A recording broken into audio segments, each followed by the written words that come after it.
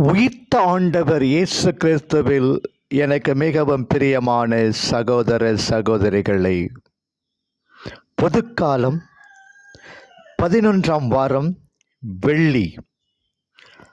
முதல் வாசகம் 2 அரசராகமம் இயல் 11 1 4 9 18 20. யோவாஸ் என்பதற்கு கர்த்தரின் கொடை என்பது பொருள். யோவாஸ் கொடையாகத்தான் மக்களுக்கு மன்னனாக அளிக்கப்பட்டான். இவனது உயிருக்கு ஆபத்து வந்தபோது தலைமை குரு இவனை கோவிலில் ஒளித்து வைத்து வளர்த்தார். உரிய காலத்தில் அவனை அரசனாக அரியணை அமர்த்தினார். அன்றும் அரச குடும்பங்களில் பதவி வேட்டையும் அரசியல் கொலைகளும் நடந்ததற்கு சான்று இன்றைய வாசகம். அத்தலியா பதவிக்கு ஆசைப்பட்டு அரச வாரிசுகளை கொன்று குவித்தாள். யோவாஸ் மட்டுமே அவளிடமிருந்து தப்பிய வாரிசு. அவள் மக்கள் உதவியுடன் அரியணை அமர்ந்தான். அவன் மக்கள் உதவியுடன் அரியணை அமர்ந்தான்.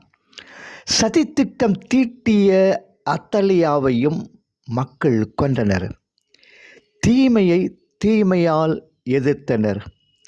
கண்ணுக்கு கண், பல்லுக்கு பல் என்ற பழைய சட்டம் பழக்கத்திலிருந்த காலம் அது. சாந்தமே உருவான இயேசுத்தான் தீமையை தீமையால் எதிர்க்க வேண்டாம், பகைவர்களை அன்பு செய்யுங்கள், அவர்களுக்காக ஜெபியுங்கள் என்ற புது சட்டத்தை தருகிறார். ஒருவன் செய்த தீவினைக்கு உடனேயோ அல்லது எதிர்காலத்திலோ அல்லது மறுவாழ்விலோ தண்டனை கிடைக்கும் என்பது உறுதி. தான் செய்த கொலை குற்றத்திற்காக அத்தலியா மரண தண்டனை பெற்றாள். பிறருக்கு இன்னா முற்பகல் செய்யின் தமக்கென்னா பிற்பகல் தாமே வரும். குறள் 319. மக்கள் செய்யும் சூழ்ச்சிகளை முறியடிப்பவன் இறைவன். அவர்கள் எவ்வளவு தான் முயன்றாலும் இறைவனின் திட்டம் நிறைவேறிய தீரும் என்பதை பழைய ஏற்பாட்டில் பல இடங்களில் காண்கின்றோம். பெரிய குரு யோயாதா அரசனை நல்வழிப்படுத்தினார். சிலை வழிபாட்டினின்று மக்களை விடுவித்தார். அரசனும் மக்களும் இறைவனுடன் செய்து கொண்ட உடன்படிக்கையை புதுப்பிக்கும்படி செய்தார்.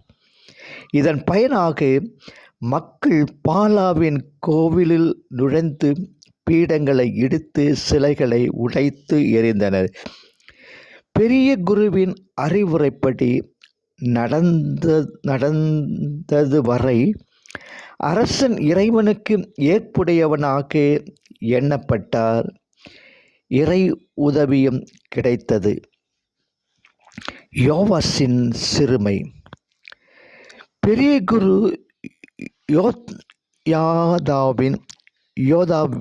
யோயாதாவின் மரணத்திற்கு பின் அரசனை கண்டித்து அறிவுரை கூறுவார் யாருமில்லை. இறைவனுடன் தான் செய்த உடன்படிக்கையை மறந்தான். பிரமாணிக்கம் தவறினான். சிலை வழிபாட்டிற்காக அமைக்கப்பட்டிருந்த மேடைகளை அழிப்பதில் அவன் அவ்வளவு அக்கறை காட்டவில்லை. எருசலேமை முற்றுகையிட்ட சீரிய நாட்டு அரசனுக்கு கோயில் காணிக்கைகளை தானமாக கொடுத்து அமைதி செய்து கொண்டான். இறைவனின் உதவியை நாடாது வேற்றரசனின் துணையை நாடினான்.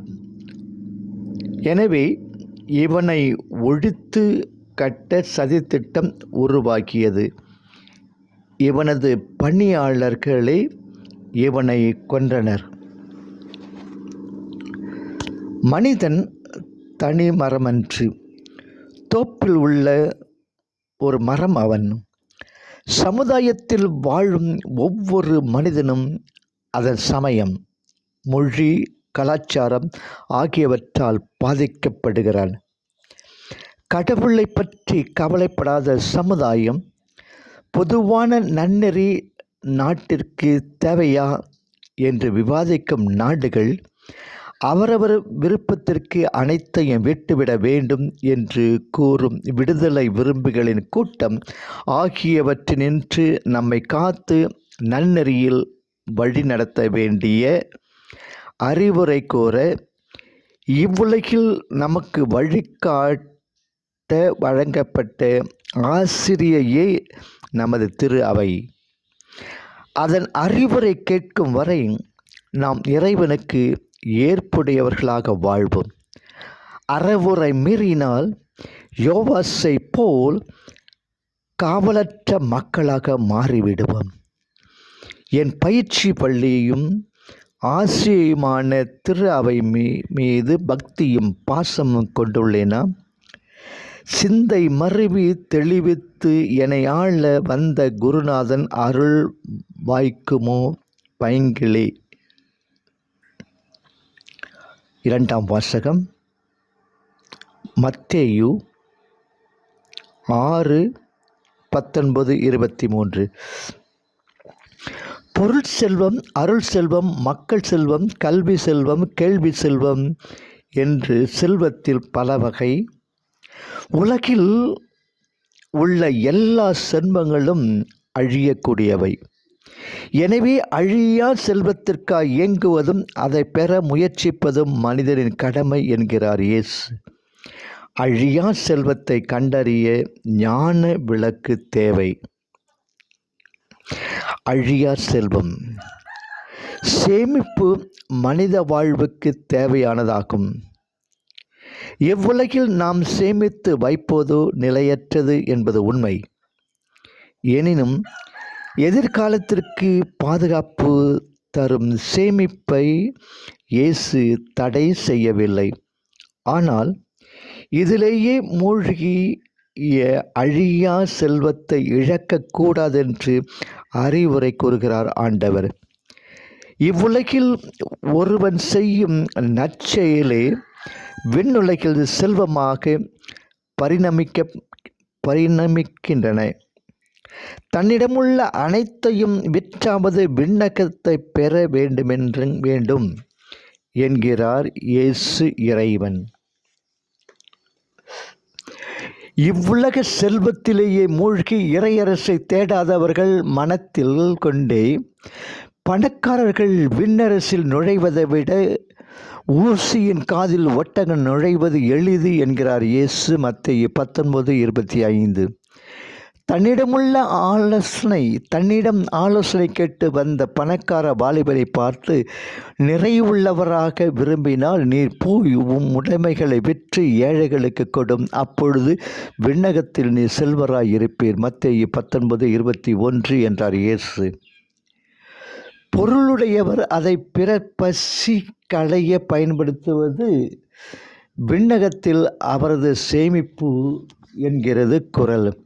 அற்றார் அழிப்பதி தீர்த்தல் அஃதொருவன் பெற்றான் பொருள் வழிப்பொழி.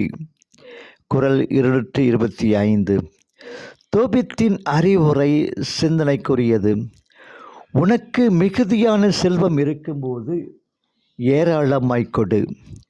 குறைந்த செல்வம் இருக்கும் பொழுது கொஞ்சமாய் ஆனால் நன்மனத்தோடு கொடுக்கும்படி கவனித்துக்கொள். 4:9. உலகில் சேர்த்து வைக்கப்படும் உணவு தானியங்களை அந்தும் பூச்சியும் அரிப்பது நாம் அறிந்ததே. நாம் வருந்தி சேர்த்து பணமாக நகையாக மாற்றியுள்ளவை திருடர்களின் கண்களை உறுத்தி கொண்டிருக்கும். எனவே நமக்கு தேவையானதை மட்டும் வைத்துக்கொண்டு மற்றதை ஏழைகளுக்கு கொடுத்தால் நமது செல்வம் விண்ணிலே பெருகும். அது அழியாத செல்வம். நேர்மையான வழியில் ஈட்டிய பொருளே ஒருவனுக்கு இன்பமும் அறமும் அளிக்கும். அருள் ஈனும் இன்பமும் ஈனும் திறனறிந்து தீதிந்து வந்த பொருள். குறள் 754. பொருளை ஈட்டுவதும் தேவையானவற்றை சேர்த்து வைப்பதும் தன்னிலே தீமையானதன்று. ஆனால் இது ஒன்றையே நமது வாழ்வின் லட்சியமாக கொண்டு விண்ணக வாழ்வை பற்றி கவலைப்படாததும், தனக்கு தேவையில்லாதவற்றை மற்றவருடன் பகிர்ந்து கொண்டு அதன் வழியாக விண்ணிலே அழியாத செல்வத்தை சேர்த்து வைக்காதவனும் பயனற்ற வாழ்வு வாழ்கிறார் என்கிறார் நமது ஆண்டவர். என் உள்ளமெல்லாம் விண்ணை நோக்கி விரிகிறதா அல்லது மண்ணிலே மடிந்து கிடக்கிறதா?